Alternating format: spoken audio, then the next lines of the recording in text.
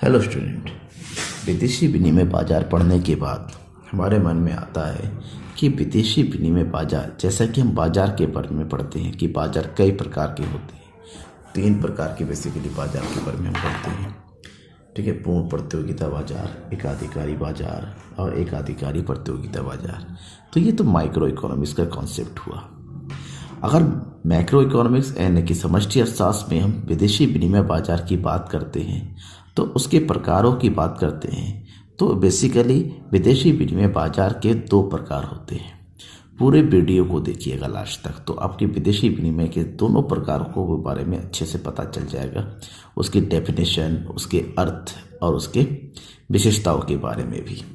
ठीक है, तो चैनल को अगर सब्सक्राइब नहीं किया है आपने अभी तक तो सब्सक्राइब भी कर लें। तो शुरू करते हैं विदेशी विनिमय बाजार के प्रकार के बारे में। तो विदेशी विनिमय बाजार के 2 प्रकार होते हैं, यानी कि 2 प्रकार के बाजार होते हैं। ठीक है, और ये दोनों प्रकार के बाजार जो है इसलिए होता है क्योंकि विदेशी विनिमय बाजार जो है, जो एक्सपोर्टर होता है और जो इम्पोर्टर होता है, यानी कि निर्यात एक्सपोर्टर और आयात इम्पोर्टर जो होते हैं, उन दोनों को जोखिम से सुरक्षा प्रदान करते हैं। और दोनों को जोखिम की सुरक्षा प्रदान करने के लिए हाजिर यानी कि चालू और वायदा यानी कि उधारी लेन देन की सुविधा प्रदान करता है। इसी के आधार पर विदेशी विनिमय बाजार के 2 प्रकार होते हैं। नंबर 1 जिसको बोलते हैं हाजिर या चालू बाजार। ठीक है, और दूसरा होता है वायदा बाजार। अब हाजिर और चालू बाजार जो होता है इसको इंग्लिश में बोलते हैं स्पॉट मार्केट, और जो वायदा बाजार होता है, वायदा बाजार को बोलते हैं फॉरवर्ड मार्केट। ठीक है, फॉरवर्ड मार्केट। अब हाजिर यानी कि चालू बाजार और वायदा बाजार के बारे में समझते हैं कि क्या होता है ये चीज़। सबसे पहले हम बात करते हैं हाजिर यानी कि चालू बाजार के बारे में। ठीक है, तो हाजिर यानी कि चालू बाजार क्या होता है? चालू बाजार यानी कि जब ऐसा बाजार जिस बाजार में भविष्य से संबंधित कोई लेन देन नहीं होता है, यानी कि भविष्य से संबंधित कोई लेन देन नहीं होता है, ऐसे बाजार को हम हाजिर चालू बाजार कहते हैं। यानी कि ऐसे बाजार में सभी क्रियाएं जो है दैनिक प्रवृत्ति की होती है, यानी कि जिस दिन लिया उसी दिन, यानी कि तुरंत भुगतान कर दिया जाता है। जिस दिन खरीदा उसी दिन उसका पेमेंट कर दिया गया। ठीक है, इसीलिए इसको प्रभावी विनिमय भी कहा जाता है, प्रभावी विनिमय बाजार भी कहा जाता है ऐसे बाजार को। ठीक है, अब विदेशी विनिमय से संबंधित मतलब ऐसे बाजार, इस बाजार में केवल चालू लेन देन ही होता है। चालू लेन देन, चालू लेन देन का मतलब समझते होंगे आप लोग। चालू को हिंदी में कहते हैं करंट, यानी कि दिन प्रतिदिन का। आज अगर हमने कोई चीज़ खरीदा तो आज ही उसका पेमेंट करना है। तो इस प्रकार से ऐसे बाजार को हम हाजिर यानी कि चालू बाजार कहते हैं। ठीक है, इसकी कुछ विशेषताएं हैं। सबसे पहली विशेषता इसकी कि ये भविष्य से संबंधित कोई लेन देन नहीं करता है। ठीक है, दूसरा, यहाँ पर जो विनिमय दर निर्धारित होता है उसको तात्कालिक विनिमय दर कहा जाता है। ठीक है, तात्कालिक विनिमय दर यानी कि जिसका भुगतान तुरंत कर दिया जाता है, तात्कालिक विनिमय दर। ठीक है, spot rate of exchange, spot rate of exchange. दूसरी तरफ है वायदा बाजार।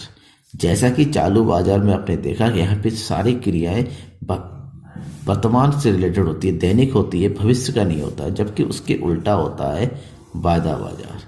वायदा बाजार क्योंकि कुछ क्रियाएं ऐसी होती हैं लेन देन में, बिजनेस में, कि उसका भुगतान तुरंत कर पाना मुश्किल होता है, नहीं हो पाता है। अर्थात यहाँ पर वायदा बाजार जो है भविष्य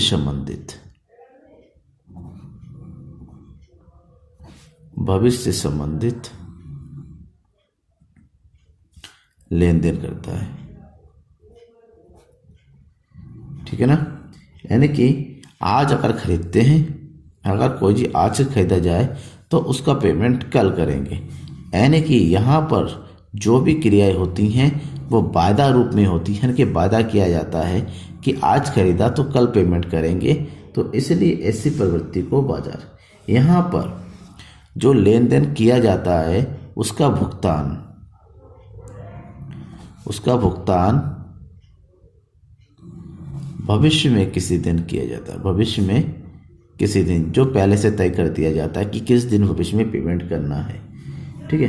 तो यहाँ पर जो है एक लिखित प्रपत्र तैयार किया जाता है। इसमें लिखित प्रपत्र तैयार किया जाता है। प्रपत्र मतलब कोई दस्तावेज जो होता है, डॉक्यूमेंट तैयार किया जाता है जिसमें दोनों पक्षों के हस्ताक्षर होते हैं। दोनों पक्षों के हस्ताक्षर होते हैं और उसमें पूरा विवरण दिया होता है कि भविष्य के किस दिन जो भी लेन देन हुआ है उसका भुगतान होना है। तो ऐसे बाजार को जहाँ पर इस प्रकार की सुविधा प्रदान की जाती है भविष्य से संबंधित भुगतान की, उसे वायदा बाजार कहा जाता है, ठीक है।